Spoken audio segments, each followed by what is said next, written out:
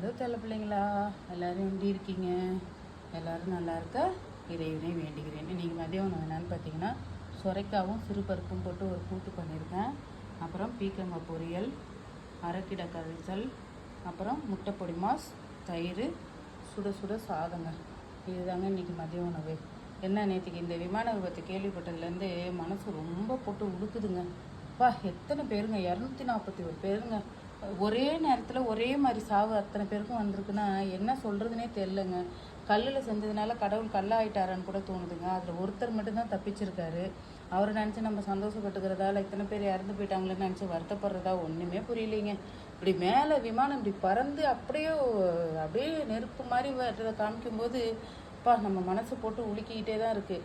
ஆனாலும் இந்த மாதிரி பயந்துக்கிட்டு நம்ம எங்கேயும் போகாமலும் இருக்க முடியாது இல்லைங்க. அது எதுக்கு வேலை வரும்போது போயிட்டு தானுங்க இருக்கணும்.